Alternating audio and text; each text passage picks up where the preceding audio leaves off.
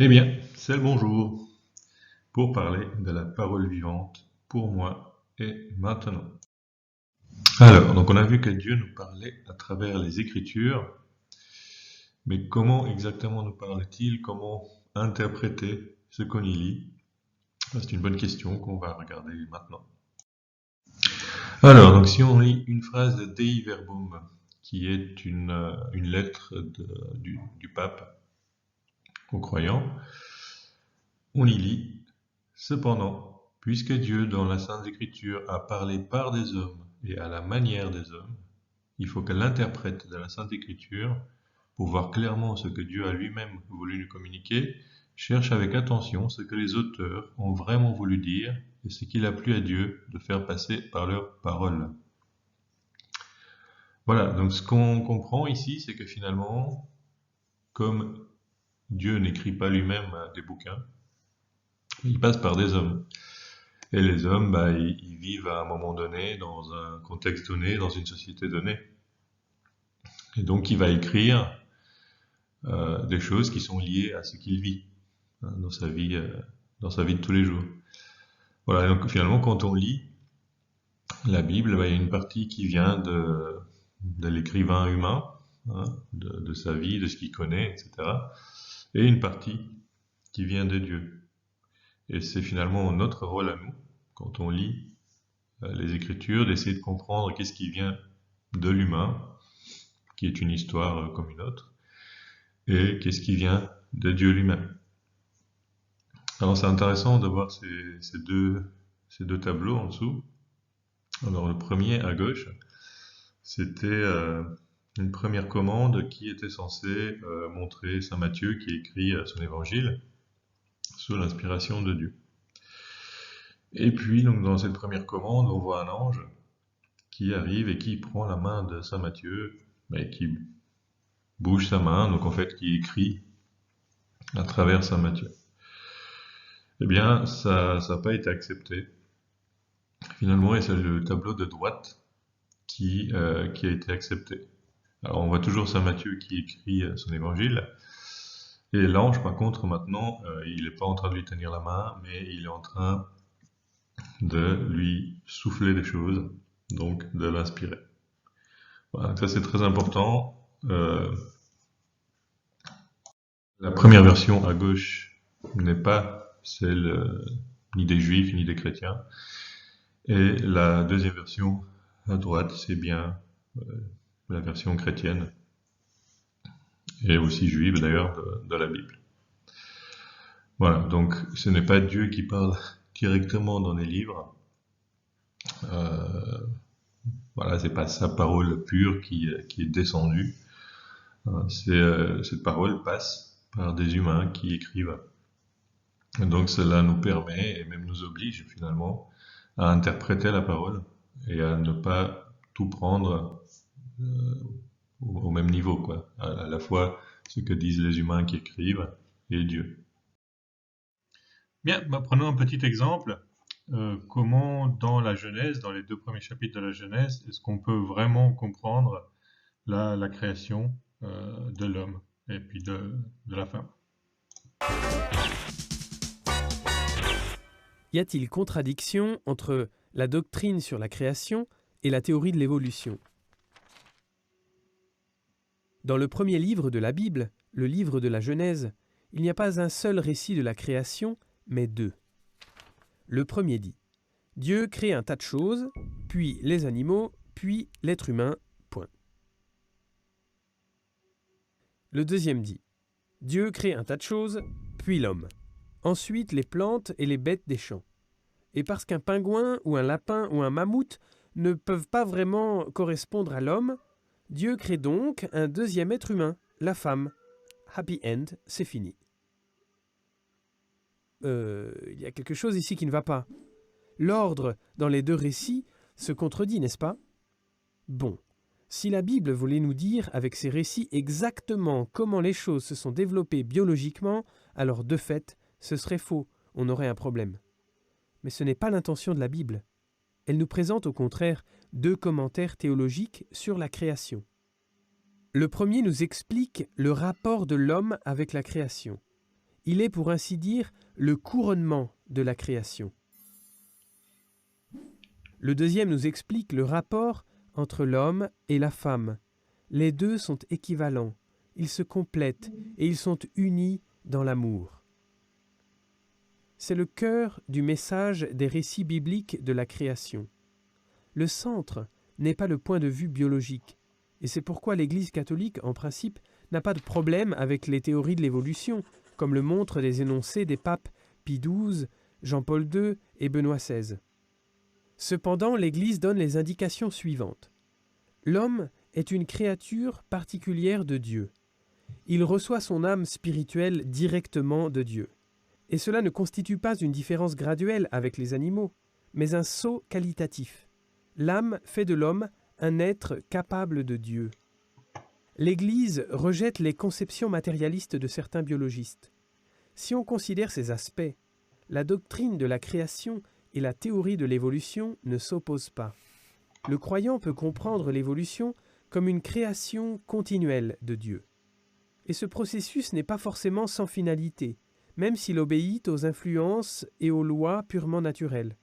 Dieu est la première cause de toutes les causes. Il maintient tout dans l'être et tout a en lui sa fin dernière. C'est la position de l'Église au sujet de cette question. Elle fait remarquer certaines vérités, mais elle laisse à la science la recherche des processus et des lois naturelles. Bien. Donc, est-ce que la Genèse explique exactement comment le monde a été créé et dans quel ordre? Ben non, hein, ça on l'a vu. Si il voulait vraiment parler de l'ordre des choses et puis de comment ça s'est passé, ils n'auraient pas mis deux chapitres qui sont différents, quoi. Ils auraient soit choisi l'un, soit l'autre, soit ils auraient fait en sorte que les chapitres disent exactement la même chose, quoi. Donc ça montre bien que pour les auteurs, la manière dont ça s'est fait, c'était pas la question en fait, c'était pas leur problème. Mais leur problème c'était l'homme dans tout ça. Qu'est-ce que l'homme dans tout ça? L'homme dans l'univers qui se crée, hein, qui est là, qui arrive comme couronnement de la création, comme cet être qui, à l'image de Dieu, est capable de Dieu, contrairement aux animaux. Et puis la relation indispensable qui est à la base de l'humanité, qui est la relation entre l'homme et la femme, une relation d'amour. Voilà, c'est ça qui est important, c'est pas qui arrive quand, comment et puis combien de jours ça s'est passé. Alors, deuxième question, ça c'est une question qu'on entend parfois, surtout des gens qui sont athées, qui disent mais oui, en fait, au début, tout le monde lisait la Bible de manière littérale, et puis quand la science est arrivée et qu'il y avait des choses qui scientifiquement tenaient plus, bah, ça y est, ils se sont mis à interpréter parce que sinon ça marchait plus, quoi. Mais non plus, c'est pas juste non plus. Bah, tout simplement parce que depuis que la religion juive existe, bah, il y a des interprétations. Il y a des gens qui interprètent, il y a la dialectique, ce qu'on appelle la dialectique juive, des gens qui discutent, etc. L'un qui dit une chose, l'autre qui dit l'autre, et puis à partir de là, ils construisent une réflexion sur la parole de Dieu. Il y a toujours eu 4 niveaux de lecture de la Bible, hein, chez les Juifs et chez les chrétiens. Donc premier niveau, c'est le niveau littéral, deuxième niveau moral, et puis après d'autres niveaux plus élevés. Et puis même très tôt, hein, si on prend Saint Augustin, 5e siècle, donc au 5e siècle, la science, c'était pas grand-chose, hein. Et donc lui, grosso modo, il disait, bah voilà, si il y a des chrétiens qui commencent à vouloir expliquer le mouvement des planètes en se basant sur les vérités de la foi chrétienne, bah c'est vraiment honteux, quoi. C'est pas ça le but. D'accord? Donc ça, on le disait à l'époque au 5e siècle. Voilà, donc c'est pas du tout, on peut pas du tout dire, oui, en fait, au début, il y avait des lectures littérales, et puis quand la science est arrivée, on est passé à l'interprétation. Il y a toujours eu de l'interprétation. Hein, interprétation plus ou moins importante selon les personnes, selon les courants, selon les gens, quoi. Voilà, et donc l'écriture, on peut la comparer avec une noix. Voilà, une noix dont on a l'écorce, la coquille, qui est la lecture littérale ou ce qui vient de l'auteur humain. L'auteur humain, on se rappelle, Dieu écrit à travers des auteurs humains qui ont leurs histoires, leur contexte social, etc. Donc ils écrivent dans le temps où ils écrivent. Voilà, donc tout ça c'est dans la coquille, dans l'écorce. Et puis finalement à l'intérieur, quand on creuse, il y a le noyau. Ce noyau qui contient vraiment l'essentiel, qui contient cette parole qui vient de Dieu. Et ça, c'est vraiment très important. Donc il faut bien savoir que la Bible, c'est pas un livre d'histoire, c'est pas un livre de biologie ou de physique. Hein, il y a d'autres livres pour ça. C'est un livre où on a une parole vivante, mais qui nécessite qu'on s'y penche et qu'on creuse à travers cette écorce et qu'on trouve ce noyau qui est l'essentiel et qui fait vivre. Parce que si on fait pas ça, si on fait pas cet effort, et qu'on fait que lire littéralement comme une histoire quelconque, mais on a deux possibilités à droite. Hein, c'est soit on se dit bon, franchement, il y a des choses un peu incroyables là-dedans. Ça fait aucun sens. Ce sont des mythes et des histoires dépassées et des morales dépassées. Bon, et donc je laisse tomber et finalement je deviens athée. Voilà, ça c'est la première possibilité. La deuxième possibilité, si je lis comme une histoire quelconque où tout est juste, bon bah je deviens fondamentaliste. Là je dis bon bah oui, bah si Dieu dit que le monde est fait en 7 jours, bah c'est que le monde a été fait en 7 jours, point. Il n'y a pas à discuter, à réfléchir ou à quoi que ce soit, c'est comme ça. Voilà, donc ça c'est les fondamentalistes. Donc vous voyez que si on a une lecture directe et littérale uniquement, bah, on a deux choix, soit on est athée, soit on est fondamentaliste. Aucun des deux n'est bon. Le bon choix, c'est d'essayer de faire le maximum pour traverser cette écorce et arriver au noyau qui nous fait vivre. Et justement, pour aller plus loin vers ce noyau qui fait vivre, bah, c'est important de ne pas juste lire la Bible comme une histoire, mais comme quelque chose qui va beaucoup plus loin. Donc on va regarder ça un peu. Dieu, à travers les siècles, s'est communiqué aux hommes et les a fait de plus en plus profondément connaître qu'il est. On appelle ce processus révélation. La révélation commença vraiment il y a environ 4000 ans. À ce moment-là, il y avait un certain Abram à Haran. À Haran, il n'y avait pas seulement des maisons, des parkings et des centres de shopping, mais aussi des temples, beaucoup de temples. Car à cette époque, on croyait en beaucoup de dieux. Il y en avait un pour la fertilité, un pour la récolte, un pour la guerre, un pour la pédicure. Et au milieu de tout ce tas de dieux, Abraham a entendu la voix de Dieu. « Va dans le pays que je te montrerai. » Abraham croyait en Dieu et il est allé à Canaan. Abraham croyait aussi à la promesse de Dieu, qui lui disait qu'il aurait un fils, et il était ferme dans la foi à travers toutes les épreuves. Abraham, qui s'appellera plus tard Abraham, est donc comme un père de la foi en un seul Dieu. Les descendants d'Abraham s'appellent Israélites. Longtemps après, les Israélites devinrent dépendants des Égyptiens. En Égypte, un nouveau chapitre commençait, avec l'histoire avérée de Moïse. Après des années d'esclavage, un buisson ardent, un pharaon qui changeait d'avis tout le temps et un tas de plaies, Moïse menait le peuple à la liberté.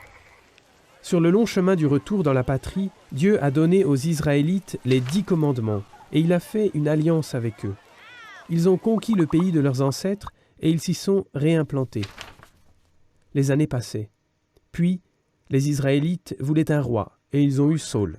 Son règne infortuné a été arrêté et David a pris sa place. Sous David et son fils Salomon, Israël a vu une prospérité de courte durée. Le temple de Jérusalem a été construit. Ensuite, le royaume était divisé et devenait le jouet de ses voisins plus puissants. D'abord venaient les Assyriens, puis les Babyloniens, les Perses, les Grecs, les Ptoléméens, les Séleucides et enfin, un jour, les Romains. Durant tous ces siècles, le peuple de Dieu subissait une histoire changeante et souvent douloureuse. Et dans tout cela, Dieu s'est révélé. C'est sa pédagogie. Il ne parle pas seulement par les prophètes, mais à travers toute l'histoire du peuple. Et lentement, les hommes commencèrent à comprendre qui est Dieu. Ils commençaient à comprendre qu'il n'y a pas seulement l'esclavage en Égypte, mais aussi un esclavage du péché, et que cela nécessite un exode. Ils comprenaient que la terre de la promesse ne peut être qu'une faible image de la vraie patrie céleste. Ils comprenaient que la loi ne peut justifier l'homme malgré tous ses efforts, qu'il faut l'action de Dieu pour la justification. Ils comprenaient qu'il fallait un Rédempteur, un Sauveur venu d'en haut. Et puis, il y a 2000 ans, quand le temps était accompli, comme on dit, Dieu est intervenu. Non, un peu plus à gauche. Jésus naquit à Bethléem, le Messie et le Sauveur. Il est venu d'une manière toute différente de ce que beaucoup avaient attendu. Il n'est pas venu en général puissant ou comme dédoublage de Rambo. Il a annoncé la paix au milieu de l'oppression. Il a aimé contre la haine. Il nous a donné la vie en mourant. Pour une partie des Israélites, il était clair qu'avec l'arrivée de Jésus, toutes les attentes ont trouvé leur accomplissement. Et ils ont porté ce message au monde entier. On les appelait désormais chrétiens, et aujourd'hui, les chrétiens sont la plus grande communauté de croyants de la terre. Cela, c'est brièvement l'histoire de la révélation de Dieu. Nous n'y trouvons pas des légendes de héros. Nous rencontrons sainteté et péché, souvent en la même personne.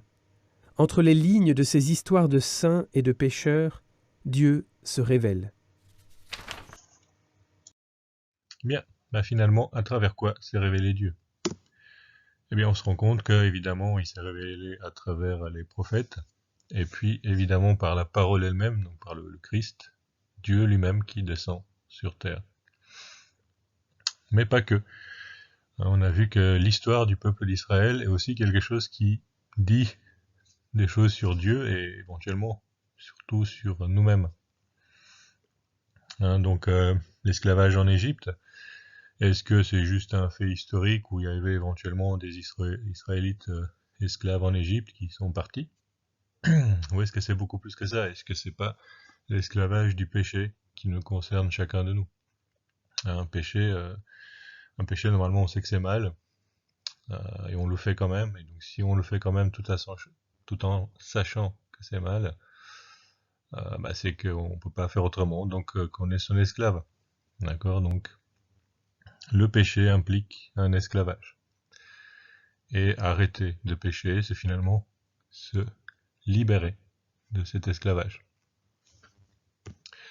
Voilà, donc plein de choses comme ça qui permettent d'aller au-delà de l'histoire en elle-même. Donc on a une Bible qui est vraiment une pédagogie, un livre qui nous explique comment sortir de ce jardin d'Éden dans lequel on était dans la Genèse, où on était innocent, jusqu'au moment où effectivement nous avons goûté à cet arbre de mort, et puis tout le chemin qu'on fera ensuite pour se détacher du péché, pour grandir, pour accueillir le Christ en nous, et pour, in fine, arriver à la Jérusalem céleste qu'on annonce dans le livre de l'Apocalypse, dernier livre de la Bible. Ville de l'Apocalypse où nous attend un arbre de vie. Eh bien justement, prenons le livre de l'Apocalypse, qui est un livre intéressant parce que c'est le dernier de la Bible et il relate finalement un rêve que Jean a eu sur l'île de Patmos. Évidemment, si on lit ça de manière littérale, on est complètement à côté de la plaque. Et voyons un peu dans cet épisode, qui est le dernier d'une série d'épisodes de Théodome, vous pouvez chercher sur internet, des moines dominicains, qui expliquent finalement ce livre. Nous voilà enfin arrivés à la fin. Le jugement dernier, l'humanité coupée en deux, l'ange avec sa balance, les tourments de l'enfer. Et non, désolé de vous décevoir, mais toutes ces images ne doivent pas grand-chose à l'Apocalypse. Mais alors, Que raconte la fin de l'Apocalypse ?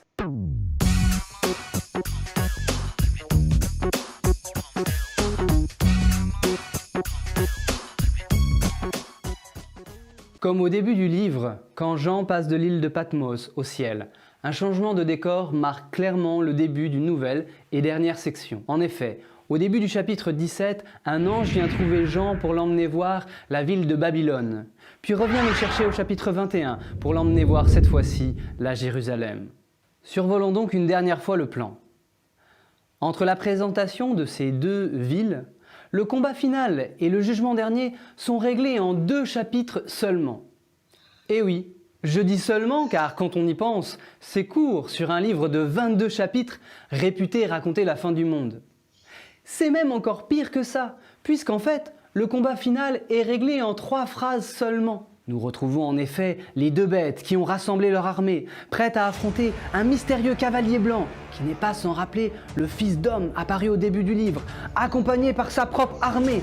Un combat fantastique nous est promis. Et j'ai vu la bête, les rois de la terre et leurs armées, rassemblés pour faire la guerre au cavalier et à son armée. La bête fut capturée, jetée vivante dans l'étang de feu. Les autres furent tués par le glaive du cavalier. Il faut s'imaginer un film hollywoodien de 2 heures où la bataille finale tant attendue serait réglée en 2 minutes.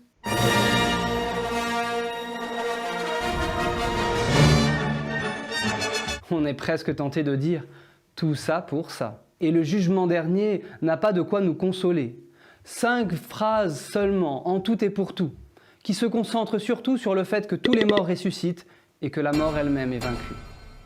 Il est d'ailleurs intéressant de noter que les seuls dont il soit vraiment précisé qu'ils sont torturés nuit et jour pour des siècles dans les temps de feu, sont justement le dragon et les bêtes. Si le jugement tient si peu de place, c'est que, pour l'Apocalypse, le jugement a déjà eu lieu, avant même la bataille finale, dans l'effondrement de Babylone.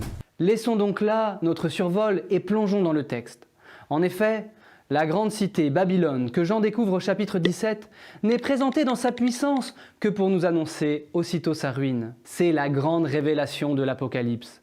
Le mal s'effondre de lui-même, car sa force n'est qu'illusion. La fin de l'Apocalypse présente donc bien un jugement, où le bien est définitivement séparé du mal. Elle le fait en présentant de façon tout à fait symétrique 2 cités, qui sont, de manière classique dans la Bible, présentées comme 2 femmes. À Babylone, la grande prostituée, enivrée du sang des martyrs, est opposée à Jérusalem, belle comme une épouse parée pour des noces. Elles sont toutes les 2 présentées à Jean par un même ange qui le transporte et le guide dans sa visite. Les 2 sont liés au protagoniste du combat final, puisque Babylone chevauche la bête, alors que Jérusalem est l'épouse de l'agneau. Il convient toutefois de s'arrêter sur un fait qui peut paraître évident mais qui ne l'est pas, à savoir le fait qu'il s'agisse justement de 2 villes. La ville est en effet une réalité ambiguë dans la Bible. Depuis la première ville, dont le bâtisseur n'est autre que Caïn, le premier meurtrier, jusqu'aux grandes villes empires comme Babylone ou Rome, en passant par la célèbre tour de Babel, qui avant d'être une tour est une ville, ou par les grandes villes de l'esclavage en Égypte, les villes sont plutôt synonymes dans les Écritures de violence et d'oppression. Leur destruction est donc un symbole de libération et de paix. Mais il y a Jérusalem, la ville conquise par David, que Dieu a choisie pour y faire reposer son nom, vers qui afflueront toutes les nations de la terre, pour vivre enfin dans l'entente et la sécurité. Dieu, au début de l'histoire des hommes, leur avait offert un jardin pour y vivre avec lui. Mais les humains ont préféré construire des villes pour y habiter. Ainsi, à la fin de l'histoire, Dieu choisit donc de balayer ce que ces villes ont de violence et d'oppression, mais il fait quand même descendre du ciel une ville, pour vivre pour toujours avec les hommes. La Jérusalem céleste est donc en elle-même un symbole de cette rédemption, de ce rachat, puisqu'elle est en même temps la ville des hommes, œuvre de mains humaines, et un cadeau de Dieu venu du ciel. On y retrouve d'ailleurs tout ce que l'homme avait perdu du jardin des origines, car au milieu de la ville coule le fleuve d'eau vive, et l'arbre de vie y offre son fruit. Voilà la grande vision finale, sur laquelle se conclut l'Apocalypse. Voici la demeure de Dieu avec les hommes. Il demeurera avec eux, et ils seront ses peuples. Et lui-même, Dieu avec eux, sera leur Dieu. Il essuiera toute larme de leurs yeux, et la mort ne sera plus. et il n'y aura plus ni deuil, ni cri, ni douleur. Ce qui était en premier s'en est allé.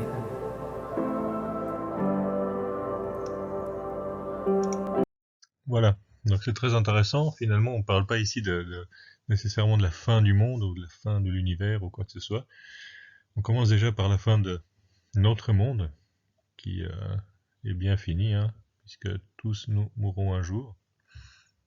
Et évidemment aussi de la fin globale de l'univers.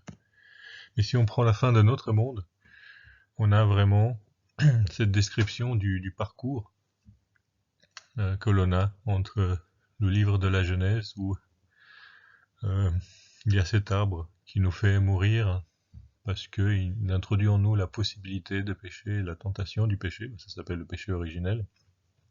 On peut refaire l'expérience même chez les petits-enfants.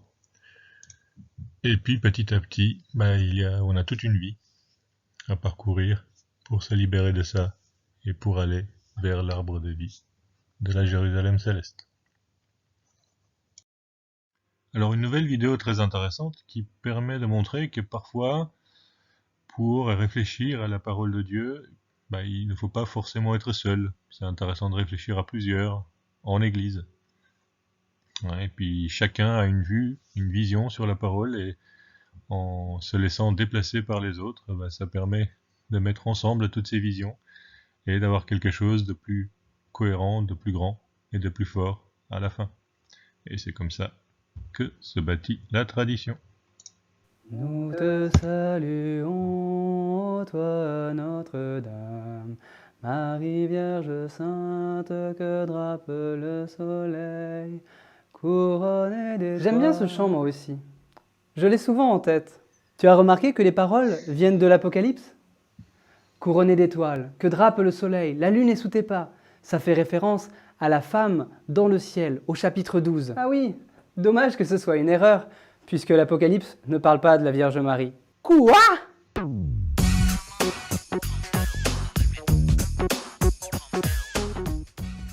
Un grand signe apparut dans le ciel. Une femme vêtue du soleil, la lune sous les pieds, et sur la tête une couronne de 12 étoiles. Elle était enceinte et criait dans le travail et les douleurs de l'enfantement. Elle mit au monde un fils, un enfant mâle, et c'est lui qui doit être le berger de toutes les nations. Je ne sais pas ce qu'il te faut de plus. Celui qui doit conduire toutes les nations, c'est clairement Jésus.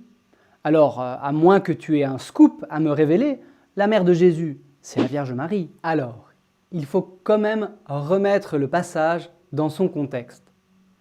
Marie n'a pas accouché au ciel, mais dans une étable. Et l'Apocalypse n'est pas un évangile nous racontant la naissance de Jésus.